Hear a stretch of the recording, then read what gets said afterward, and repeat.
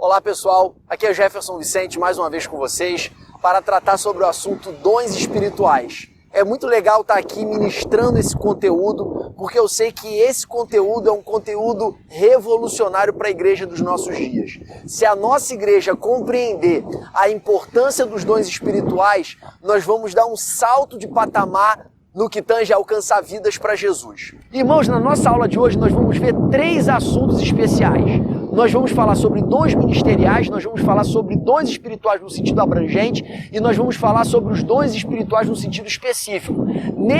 Nessa aula nós vamos fazer uma distinção entre dons ministeriais, dons do Espírito e operações. Nós vamos fazer uma distinção entre dons e frutos para fins de salvação. Nós vamos fazer uma distinção entre os propósitos dos dons e as maneiras equivocadas de exercer os dons. Nós vamos fazer uma distinção entre cada um dos dons espirituais. Então você não pode perder essa aula, fique até o final, que eu tenho certeza que essa aula vai ser muito especial e vai abençoar muito a sua vida. Chama a vinheta então, porque a aula de hoje está carismática.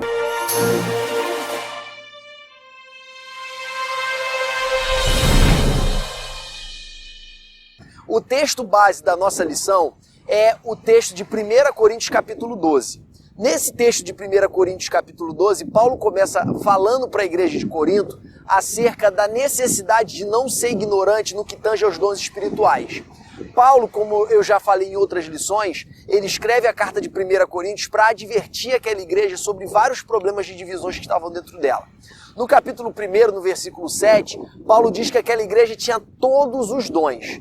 Porém, apesar de ser uma igreja avivada que tinha todos os dons, essa igreja era completamente dividida. A cidade de Corinto era uma cidade grega, basicamente uma cidade portuária, que abrigava pessoas de várias nações, com várias origens étnicas.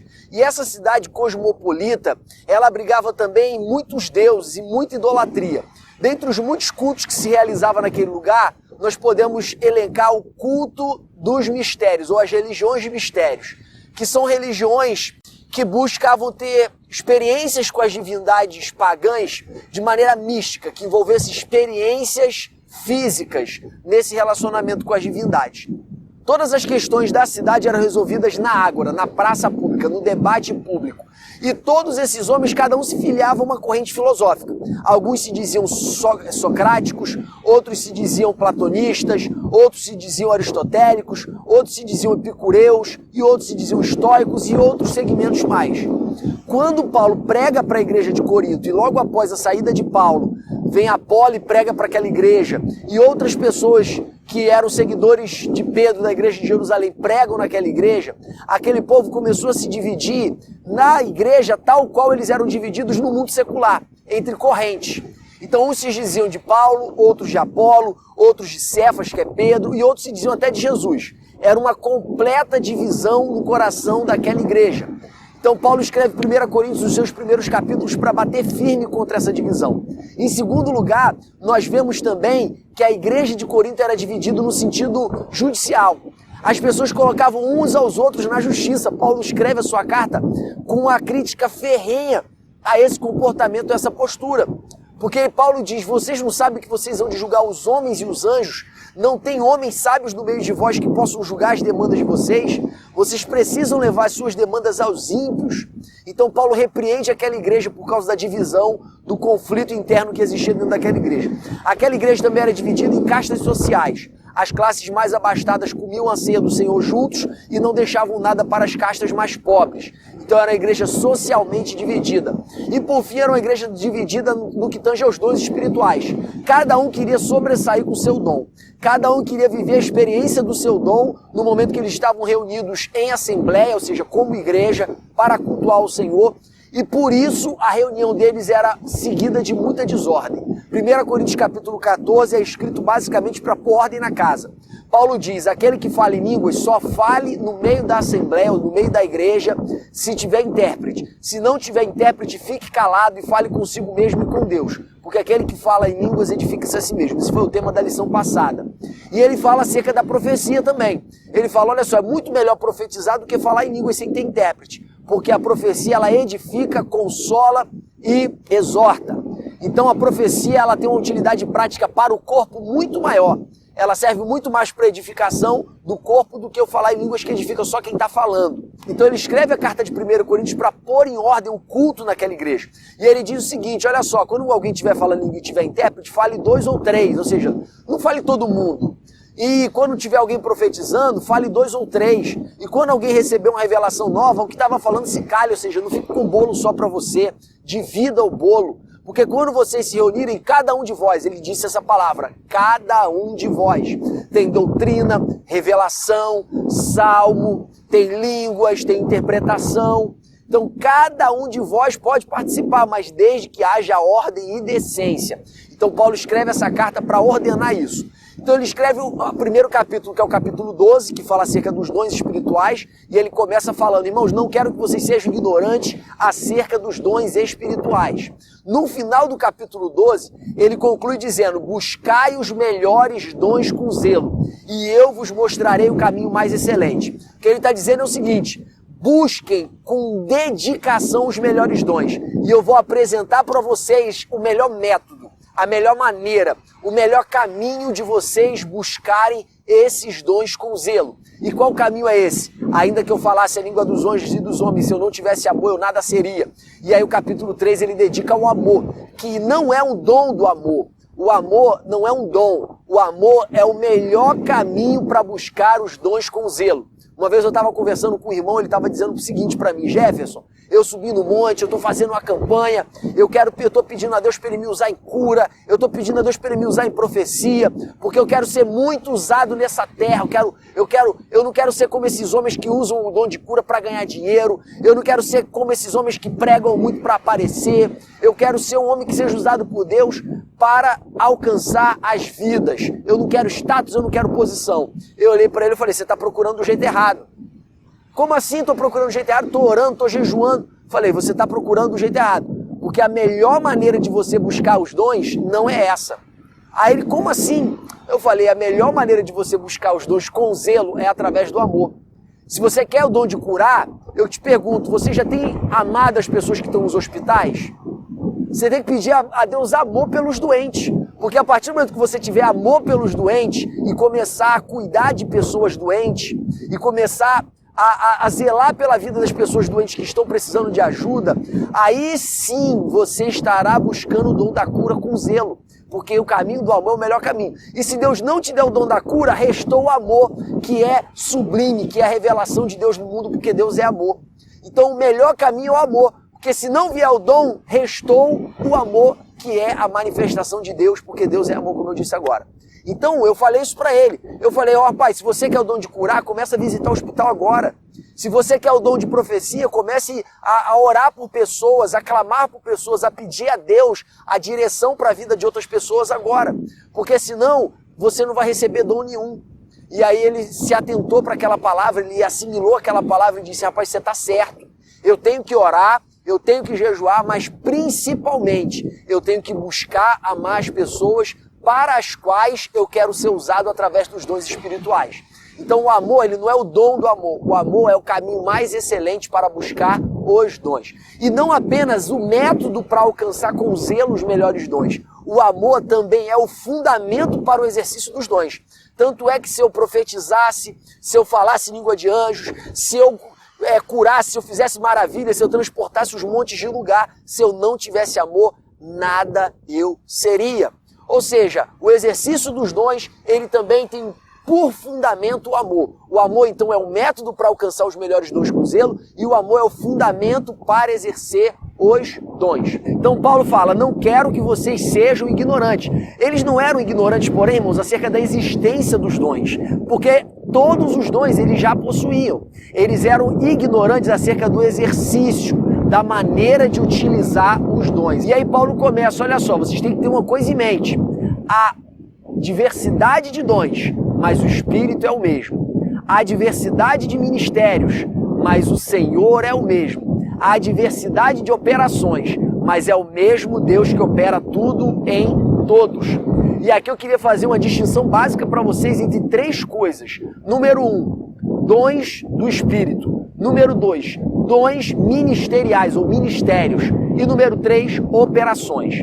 Dons do Espírito é uma capacitação extraordinária que Deus investe sobre a vida de alguém. O dom do Espírito ele se diferencia da capacidade natural. Por exemplo, cantar, louvar. Isso é um dom do Espírito ou uma capacidade natural? Alguém pode dizer, não, louvar é um dom. Tá, então o Luciano Pavarotti ele tem o dom de louvar? A Mariah Carey ou outros grandes cantores seculares que começam a cantar, você se arrepia todo por causa da voz, da impostação da voz, da afinação, da beleza lírica da voz. Você quer dizer que essas pessoas têm um dom sobrenatural do Espírito Santo para louvar? É claro que não, irmãos. Essa pessoa ela tem uma aptidão natural para música, para cantar. Tem pessoas que têm aptidão natural para as artes. Tem pessoas que têm aptidão natural para exercer outras tarefas que são muito úteis na casa do Senhor, como, por exemplo, falar em público. Somente pastores, pregadores falam bem em público? Não, falar bem em público é uma aptidão natural. É algo que você pode desenvolver com treinamento, com prática. É algo que algumas pessoas já nascem com mais facilidade para desenvolver.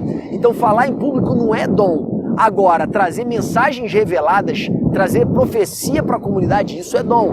Agora, louvar e através do louvor você exercer cânticos proféticos, como Paulo diz, não vos embriagueis com vinho, mas enchei-vos do Espírito, falando entre vós com salmos, hinos e cânticos espirituais. Então um adorador, um cantor, ele pode ter uma voz linda e além da voz linda ele também pode ser um profeta para cantar cânticos espirituais, tal qual Davi, que fazia músicas para adorar a Deus e essas músicas foram transcritas em salmos e muitos desses salmos são salmos messiânicos, são salmos que profetizam acerca do Messias que viria 1000 anos após ele. Então o adorador, o cantor, ele pode ser profeta também, mas a facilidade de cantar, a beleza da voz não está relacionado com o dom. Outra questão relevante acerca dessa distinção é diferenciar dons, ministérios com operações. Ministério é algo que Deus te separa para ser. Dons é algo que Deus capacita para fazer. E operações é algo que Deus faz pontualmente na tua vida. Então, exemplo, existe o dom de cura, ou os dons de cura, sendo que, eventualmente, alguém que não tem o dom de cura pode ser usado para curar. Eventualmente, alguém que não tenha o dom da fé pode ser impulsionado de maneira sobrenatural para uma atitude de coragem, para uma atitude de autoridade que não lhe era comum, porque teve uma operação pontual de Deus na vida dela e naquele momento que Deus estava agindo na vida dela, ela fez algo típico de um dom. Então as operações são pontuais, os dons são dados sem arrependimento. Deus dá e não tira, mas ele vai prestar conta naquele grande dia. E os ministérios são carreiras. Deus separa aquela pessoa para exercer uma carreira, uma função dentro do seu reino, dentro da sua obra. Vamos falar agora, irmãos, acerca dos ministérios. O texto base para nós falarmos acerca dos ministérios se encontra em Efésios capítulo 4, versículo 11 e 12, onde está escrito que Deus chamou uns para apóstolos, outros para profetas, outros para evangelistas, outros para pastores, outros para mestres. Esses 5 ministérios, Paulo continua, dizendo que eles são para o aperfeiçoamento dos santos.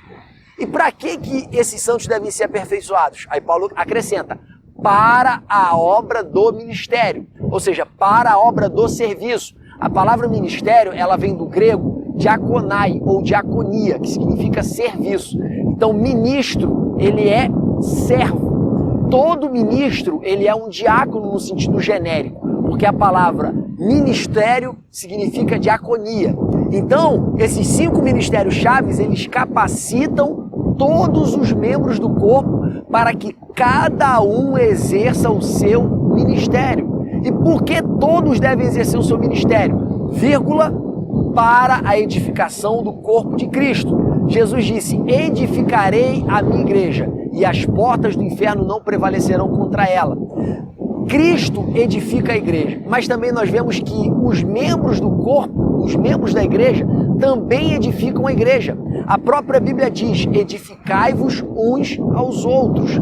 Por quê? Porque é missão nossa, como cooperadores de Cristo, sempre debaixo da direção e do comando dele, edificarmos-nos reciprocamente. Para que o corpo esteja bem edificado, é necessário que todos os membros do corpo estejam exercendo os seus ministérios. Não existe crente sem ministério. O que existe é crente omisso, o que existe é crente passivo, porque está escrito que esses 5 ministérios capacitam os membros do corpo para o ministério. E uma vez o corpo edificado, nós chegamos à mesma estatura de fé e de conhecimento em Cristo Jesus, a estatura de varão perfeito. Há varões plenos ou varões maduros. Então a maturidade da igreja depende do exercício de todos os ministérios. E os ministérios iniciais, os ministérios-chave, que despertam os outros ministérios, são os 5 que eu já citei. É importante a gente colocar também que esses ministérios não são absolutos. Uns dependem dos outros. Assim como a mão depende do pé e o pé depende do olho, cada ministério não é absoluto em si mesmo. O profeta precisa submeter ao pastor. Tem gente que só porque acha que Deus usa ele não precisa submeter a ninguém. O profeta tem que submeter ao mestre. O mestre tem que se submeter ao pastor, ao profeta. Tem muito mestre que, pelo muito estudar, fica orgulhoso, fica envaidecido. Paulo fala em 1 Coríntios capítulo 8:1 que o conhecimento, a ciência, ela incha, ela gera soberba. E por causa disso, a pessoa estudou um pouquinho mais, ela já não consegue assistir uma pregação que às vezes traz uma grande revelação para a vida dela. Porque o pregador citou um texto errado, porque o pregador cometeu um escorregãozinho na teologia dele, porque o pastor cometeu um escorregão teológico e ele se apega com o erro de 1 minuto e ignora os 40 minutos em que a pessoa trouxe uma revelação de Deus. Então a gente precisa entender que o nosso coração tem que se submeter aos outros ministérios, porque Deus não criou ministérios absolutos. Deus relativiza cada um de nós para que possamos ser dependentes uns dos outros e para que cada parte desse corpo possa contribuir com a sua missão, com o seu ministério para a edificação de todo o corpo. Então, esses ministérios iniciais, eles despertam os outros ministérios. E aonde a gente lê sobre os outros ministérios? Paulo cita alguns. Romanos capítulo 12, versículo 4 a 8. Lá Paulo vai falar do dom de exercer misericórdia. Paulo vai falar do dom de ensinar. Paulo vai falar do dom de servir. A palavra ali, que está na nossa tradução de João Ferreira de Almeida, revista corrigida, que é aquele que é ministério e ministrar, ali a melhor tradução é aquele que foi chamado para servir, que sirva com dedicação. Continuando, ele fala acerca daqueles que foram chamados para profetizar, que foram chamados para governar.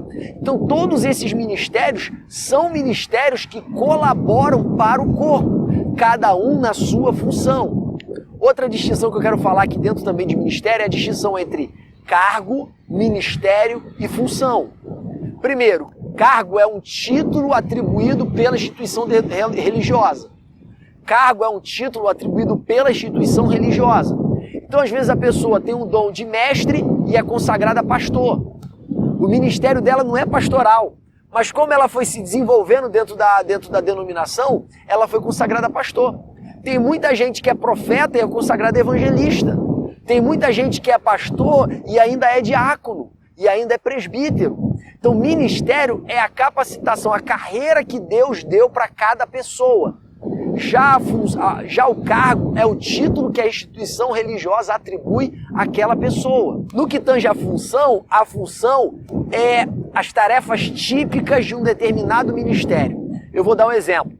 Coordenador de departamento. Tem muito coordenador de departamento que exerce a função de pastor daquele departamento. Ele aconselha, ele repreende, ele admoesta, ele exercita todas as funções pastorais dentro do departamento.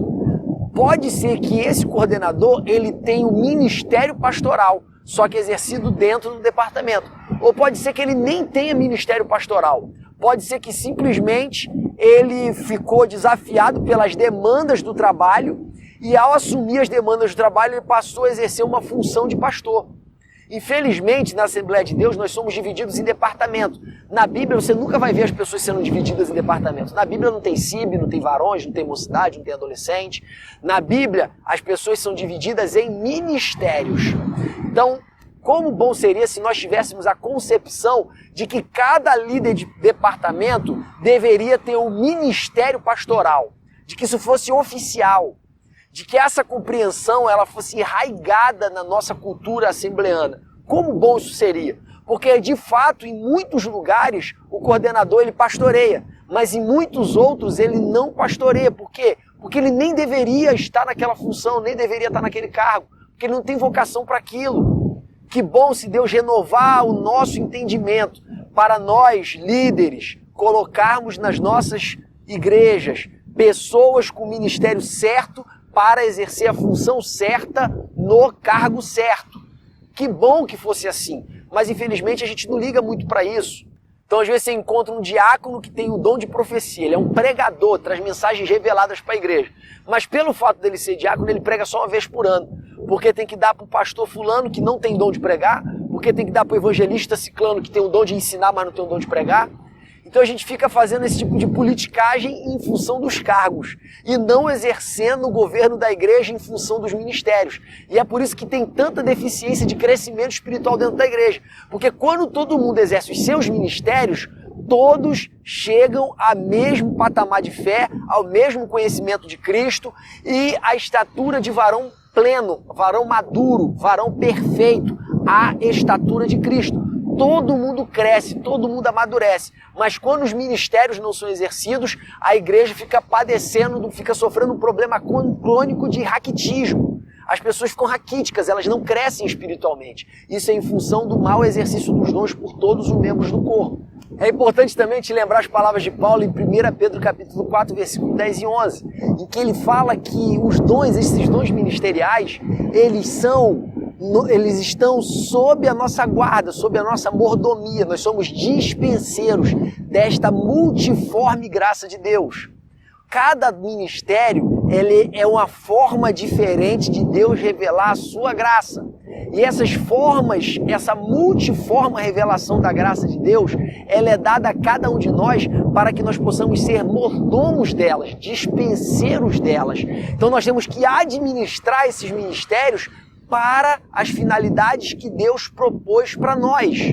Vamos falar agora, pessoal, acerca dos dons espirituais. Os dons espirituais, eles dependem de uma abordagem introdutória que é muito relevante para você, professor de escola bíblica dominical. Que debate teológico é esse? É o debate entre os cessacionistas e os continuistas. A palavra dom, ela vem do grego, carisma. Então, todos os cessacionistas, eles não são carismáticos. Eles dizem que os dons foram necessários para confirmar o testemunho dos apóstolos, para dar credibilidade para a pregação dos apóstolos. Mas uma vez estabelecido as escrituras, esse testemunho já não foi mais necessário, porque esses documentos, esses livros que foram os livros do Novo Testamento, eles já gozavam de credibilidade da igreja.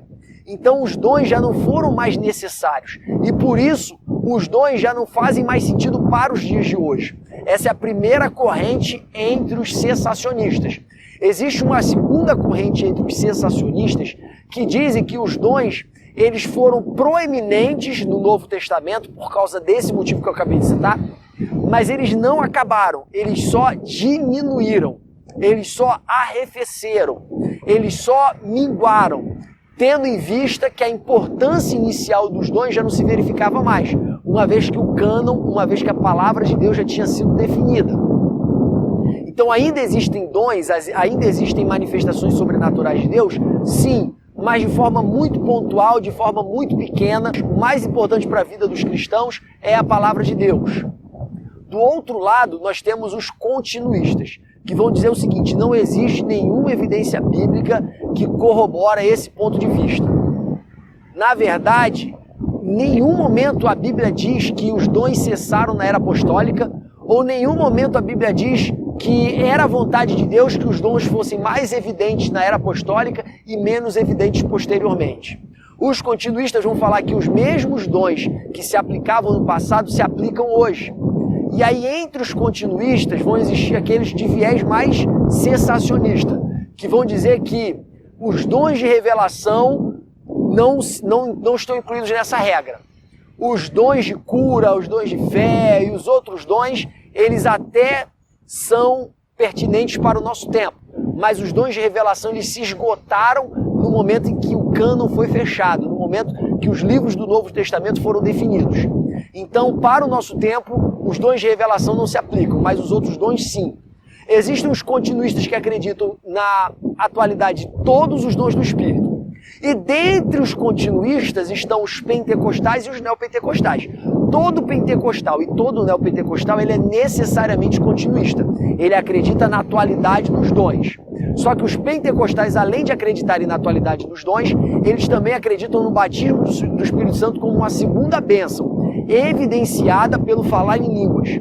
Os neopentecostais, teologicamente, eles se diferenciam dos pentecostais, porque eles acreditam que o batismo com o Espírito Santo, apesar de ser uma segunda bênção, não é evidenciado necessariamente pelo falar em línguas, e sociologicamente falando, eles diferenciam dos pentecostais por algumas práticas modernas dentro do pentecostalismo que os distanciam tanto dos pentecostais que lhes atribuem uma categoria nova, neopentecostais.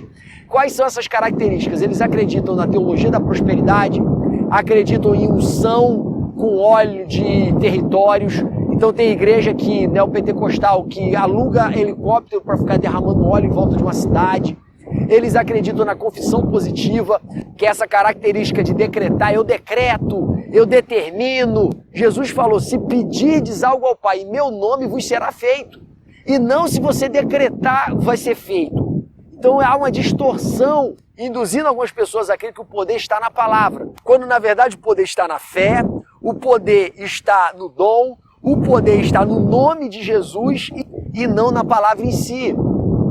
Então os neopentecostais eles se diferenciam dos pentecostais no âmbito teológico por não crerem no falar em línguas como a única evidência do batismo e sociologicamente falando por essas novas práticas que nós encontramos na Igreja Universal, na Igreja Mundial, na Igreja Internacional da Graça e outras igrejas mais, que estão começando há aproximadamente 10, 15, 20 anos a influenciar as práticas pentecostais. Outra questão relevante também quando a gente fala de dons espirituais, antes de entrar em cada dom pormenorizadamente, é falar acerca do propósito dos dons. Cada dom tem um propósito, só que os dons, de um modo geral, possuem 4 propósitos básicos, que se você escapa desses propósitos, você está usando o dom equivocadamente. Em primeiro lugar, o dom é para testemunhar a veracidade da pregação. Jesus disse, ide por todo mundo pregar o evangelho a toda criatura, e estes sinais seguirão os que creem. Em meu nome expulsarão demônios, falarão em novas línguas, curarão os enfermos, beberão bebida mortífera e mal algum lhes fará. Então todos os dons, todas as manifestações sobrenaturais de Deus são para confirmar a veracidade da pregação. É para dar credibilidade para a mensagem. Em Atos capítulo 1, versículo 8, diz que nós receberemos poder, virtude, dunamis, para sermos suas testemunhas, tanto em Jerusalém, quanto em Samaria, quanto na Judéia, até os confins da terra. Então o poder sobrenatural do Espírito Santo é para nos capacitar para testemunhar, para dar veracidade e credibilidade para o nosso testemunho. O poder sobrenatural manifestado nos dons também tem a finalidade de corroborar a obra de fazer discípulos. Jesus disse lá em Mateus capítulo 28, versículo 18, todo poder foi me dado nos céus e na terra, portanto, tendo em vista, uma vez que eu recebi todo o poder nos céus e na terra, ide e fazei discípulo de todas as nações, batizando-os em nome do Pai, do Filho e do Espírito Santo, e ensinando-os a praticar tudo aquilo que eu vos tenho ordenado. E eis que estarei convosco todos os dias, até a consumação dos séculos. Jesus está dizendo o seguinte para os discípulos, vão, façam outros discípulos, façam outras cópias minhas, mas fiquem tranquilos nesse processo, porque vocês não vão fazer através de algo natural, vocês não vão fazer através de suas próprias forças, porque eu, que tenho todo o poder nos céus e na terra, estarei convosco todos os dias até a consumação dos séculos. Então, o poder é necessário para o cristão, para ele pregar, Marcos 16, de 15 em diante, para ele testemunhar, Atos capítulo 1, versículo 8, e para ele fazer discípulos, Mateus capítulo 28, versículo 18 a 20. Para tudo isso, nós precisamos de poder, porque o poder é o que testemunha a veracidade daquilo que nós estamos fazendo. Por isso que Paulo, quando ele fala para a igreja de Corinto, ele fala, quando eu estive entre vós, eu não estive com palavras persuasivas de sabedoria humana, antes estive entre vós com poder. Ele fala a mesma coisa para a igreja de Tessalônica, que quando ele esteve entre eles, ele teve com virtude, com poder para que a fé deles não se baseasse em sabedoria humana. Então o que dá credibilidade para o agir sobrenatural de Deus nas nossas vidas é o poder de Deus. Isso que dá credibilidade para a mensagem. Tanto o poder, a gente pode falar também por um segundo lado, quanto o testemunho pessoal de vida. Porque não adianta ter poder sem ter testemunho. É necessário que tenha um equilíbrio. Porque se tem poder e não tem testemunho, causa escândalo. E se tem testemunho e não tem poder, o alcance é muito menor. O segundo propósito dos dons é a edificação do corpo. 1 Coríntios capítulo 14 é muito claro sobre isso. Principalmente ali o versículo 3 a 5 e depois o versículo 26, onde ele diz: quando você for exercitar qualquer dom, façais isso para a edificação. Então a única coisa que justifica o exercício do dom dentro da reunião, dentro do ajuntamento santo, dentro da assembleia, dentro do culto em comunidade, é a edificação. Se não for para edificação, no caso das línguas, aí fique calado e fale consigo mesmo e com Deus. Porque quem fala em línguas edifica somente a si mesmo. Então, já que você só edifica a si mesmo, fica calado, não atrapalhe os outros. Porque se você ficar gritando em língua estranha o culto todo, você vai atrapalhar os outros, porque você só está edificando a você mesmo. Não tem sentido você ficar gritando em língua estranha durante o culto. Não tem sentido você pegar o microfone e ficar falando em língua estranha o tempo todo, salvo se Deus esteja te usando para falar em uma língua estrangeira com outra pessoa. Se esse não for o caso, fique calado. Então, irmãos, todo dom é para a edificação do corpo. Se não serve para edificar, não pode ser utilizado em comunidade. Terceiro lugar, já falei acerca do amor, que todo dom ele tem como caminho mais excelente para a busca o amor e tem como fundamento o amor. Então, eu só posso exercer o dom de maneira legítima se for através do amor. E eu só devo buscar o dom com intensidade pelo caminho do amor, que é o caminho mais excelente. Esse é um terceiro propósito dos dons, manifestar o amor. E em quarto e último lugar é glorificar o nome do Senhor. Quando Pedro e João curam um paralítico na Porta Formosa, esse paralítico ele pula exaltando a Deus e todos aqueles homens que estavam no templo glorificaram o nome do Senhor pela maravilha que ele fez. Então você vê que há uma dimensão de exaltação do Deus Todo-Poderoso que nós servimos no momento que o dom é manifestado. Nós percebemos isso também quando nós lemos 1 Coríntios capítulo 14, salvo engano, versículo 24 e 25, onde está escrito, ele começa falando acerca do dom de línguas, falando que ele é sinal para os incrédulos, mas quando vier um infiel no meio de vós, e um de vós ou alguns de vós estiverem profetizando, os segredos do coração deste infiel vai ser revelado. E ele vai entender que Deus está no meio de vós e vai exaltar o nome do Senhor. Então o exercício dos dons também tem esse quarto propósito. Então o exercício dos dons que foge desses quatro propósitos, e esses quatro propósitos eles são cumulativos, eles não são alternativos. Se foge desses quatro propósitos, esses dons estão sendo exercidos de maneira irregular, ilegítima. E você pode se perguntar, mas não é o Espírito Santo que usa? Como é que alguém pode ser usado pelo Espírito de forma ilegítima? A palavra de Deus diz que os dons de Deus são dados sem arrependimento. Saul recebeu o dom de profeta, então ele profetizou. Quando ele perdeu o Espírito Santo e o Espírito mal veio sobre ele, diz a palavra de Deus que ele teve uma experiência parecida. Não era a mesma coisa, mas era parecida.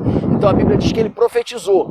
E quando ele se encontrou com os filhos dos profetas que estavam cheios do Espírito Santo, ele novamente profetizou. Essa palavra profetizou no Antigo Testamento ela tem uma conotação de êxtase. Então ele passou por essa experiência gerada por Deus, porque os dons de Deus são dados sem arrependimento. Você vê isso também quando Jesus ele fala que muitos naquele grande dia vão dizer: Mestre, em teu nome expulsamos demônios, curamos enfermos, em teu nome fizemos maravilhas. Jesus vai olhar para eles e vai dizer: apartai de mim, porque eu não vos conheço, vós que praticais a iniquidade. Então muita gente vai ser muito usada por Deus e naquele grande dia Jesus não vai reconhecê-lo, porque o que define você diante de Deus não é o quanto o Espírito Santo te usa através dos dons, é o quanto o Espírito Santo gera dentro de você pela obra regeneradora os dons do Espírito, os frutos do Espírito. Então, os dons, eles são dados sem arrependimento, e por isso que algumas pessoas usam os dons de maneira ilegítima. Muito pregador começa a pregar e começa a cobrar dinheiro. Eu não sou contra que uma pessoa viva da obra, eu sou contra que a pessoa, em nome de viver da obra, viva no luxo. Porque Jesus ele foi simples, Os apóstolos foi simples. Paulo, na igreja de Corinto, falava com eles em 2 Coríntios ali, capítulo 13, dizendo que nunca foi pesado a eles, que ninguém tiraria essa honra dele, porque são os pais que entesouram para os filhos e não os filhos para os pais. Paulo está dizendo o seguinte, cara, eu como ministro do evangelho que gerei vocês, que devo entesourar dinheiro, que devo entesourar bênçãos, que devo entesourar recursos para vocês e não vocês entesourarem para mim. Olha o sentimento, meus irmãos, de quem realmente tem um vínculo de paternidade genuína com as pessoas que ele administra, que ele pastoreia.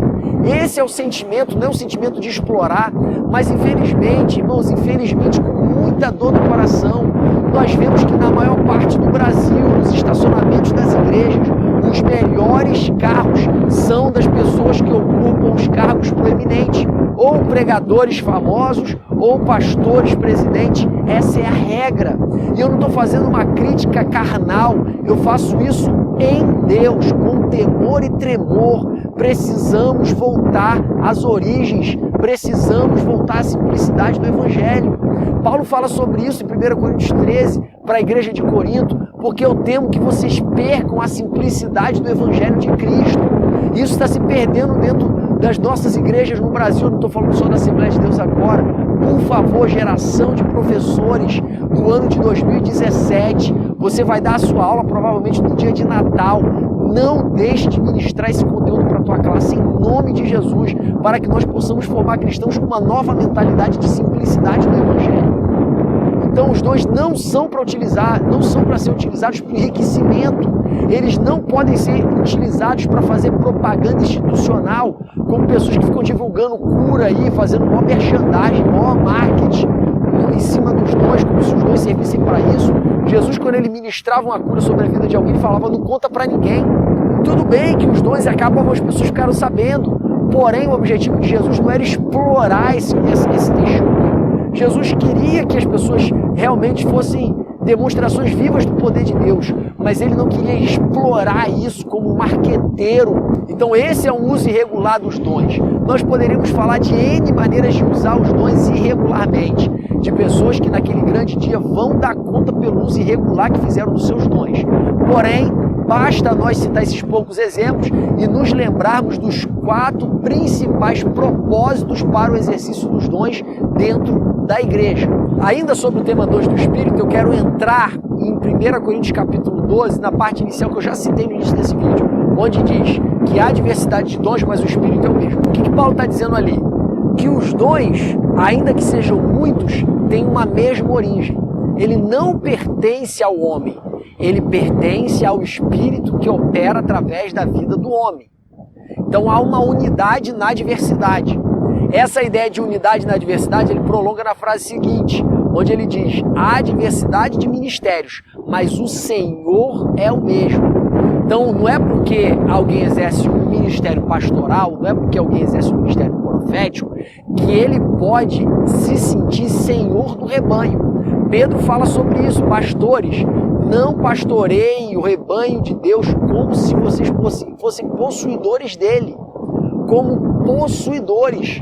Por quê? Porque você só está administrando algo que não é seu. O exercício do ministério, o exercício dos serviços da diaconia, ela é uma administração em nome de Cristo, em nome do cabeça do corpo. Então, quanto mais você exerce o teu ministério de maneira em que as pessoas que te veem exercendo enxergam que você está debaixo da direção do cabeça, mais legitimidade você terá diante do corpo.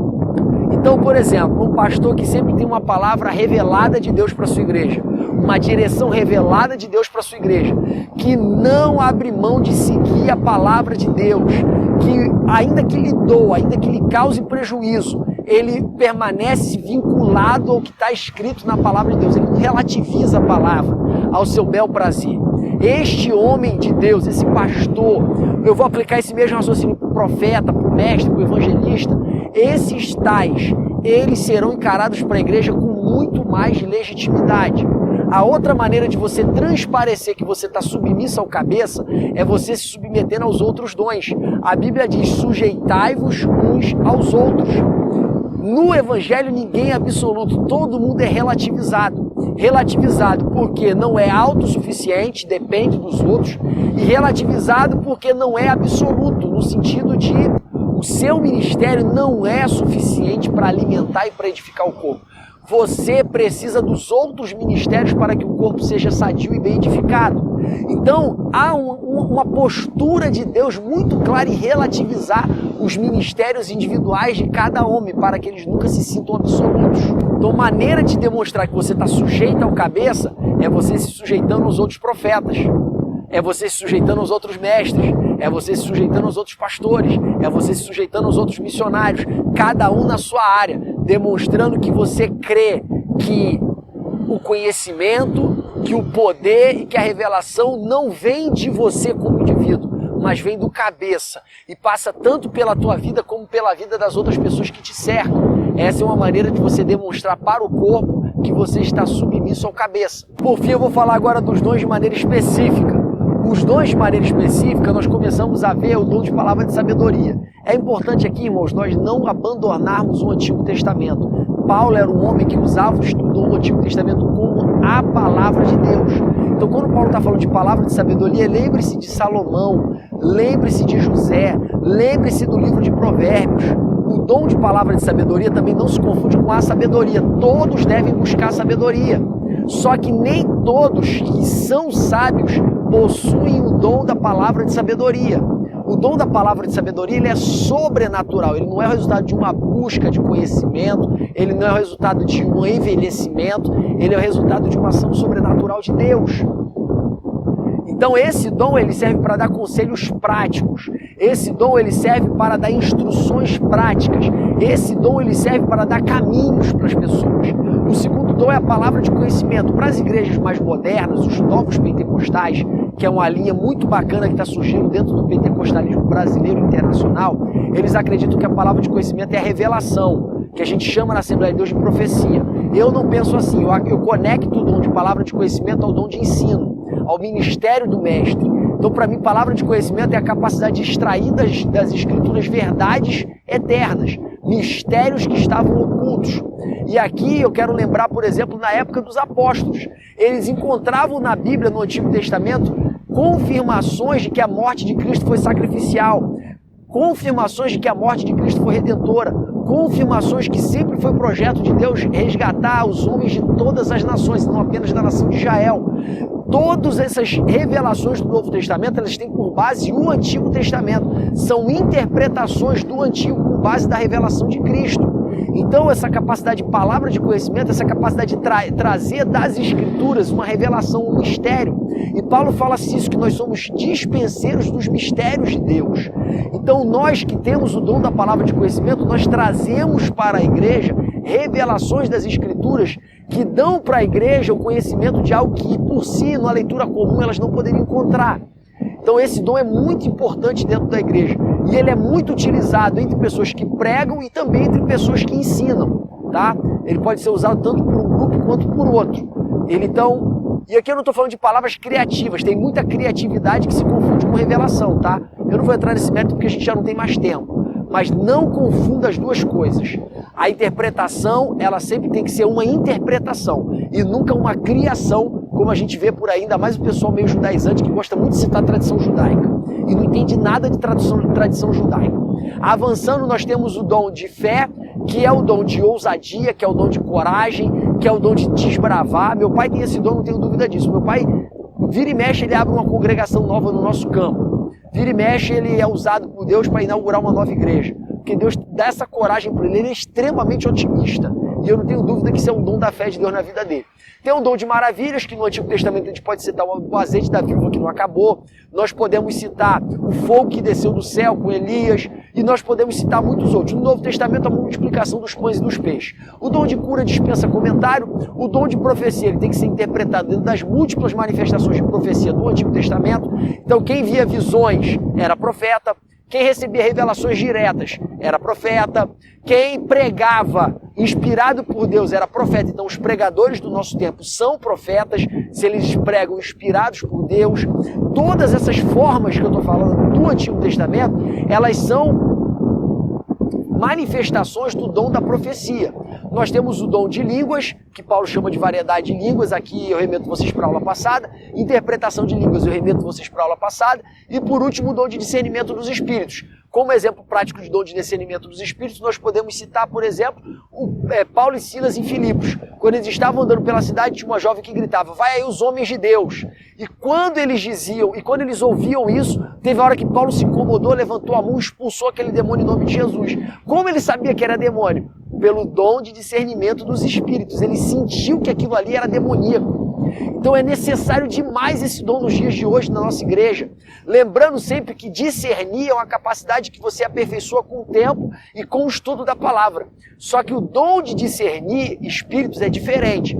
Outra função do dom de discernir espíritos é identificar quando é Deus que está falando e quando não é Deus que está falando. Eu lembro uma vez que teve um demoniado que caiu lá na igreja. Isso não foi dom de discernimento de espíritos, foi sabedoria. Esse demoniado caiu lá na igreja e o pessoal começou a expulsar e nada do demônio saiu. Quando eu vi o cara entrando, ele tinha uma carinha assim de esquizofrênico. E quando ele deitou no chão meio esquisito, parecendo que estava endemoniado, as pessoas expulsando, aí teve um que perguntou assim, fala o teu nome, demônio, fala o teu nome. Eu já não gosto disso, mas o irmão que estava do meu lado fez. Fala o teu nome, demônio, fala o teu nome. E ele, Lucifer, Lucifer. Aí eu parei assim, falei, rapaz, o Lucifer não é onipresente. Lucifer podia estar em Washington agora, Lucifer podia estar em Bruxelas, Lucifer podia estar em Nova York, Lucifer podia estar nos centros de poder do mundo, Lucifer vai sair de lá para possuir um rapaz aqui na Assembleia de Areia Branca, no bairro pobre do Rio de Janeiro? Ah, não. Amigão, pô, levanta aí, cara, levanta aí, levanta aí. Aí aquela pessoa, coitado, parece que tinha algum problema de esquizofrenia, algum problema mental parecido, ele levantou assim, meio sem graça e saiu. E às vezes a pessoa que aparentemente está endemoniada, ela não está endemoniada, ela está tendo crise de histeria, ou ela tem sintomas de esquizofrenia. A capacidade de discernir isso, ela vem do dom de discernimento de espíritos. E ele é essencial dentro da igreja. Eu lembro outra vez, uma senhora que às vezes estava fazendo oração, eu vi a senhora chegando na frente ali do púlpito para receber a oração. Quando eu olhei para ela, eu sabia que ela estava endemoniada. E aí eu fui em direção dela, chamei outra irmã para ficar atrás dela. E aí quando eu falei, vem cá, fica atrás dela. E aí quando eu coloquei a mão nela, ela caiu. Então é discernimento. Esse dom ele é muito importante na igreja, tá? E ele serve tanto para entender o que é demônio, quanto também serve para entender quando é Deus que está falando e quando é a carne. Ele dá para discernir o que é esquizofrenia, histeria de demônio. Então, irmãos, esse é o nosso conteúdo. Eu fiquei muito feliz de estar aqui com vocês, ministrando mais essa aula. Um Feliz Natal para todos vocês. Sejam usados por Deus para trazer uma aula incrível para a classe de vocês e que Deus possa operar poderosamente na vida de vocês nessa aula, em nome de Jesus.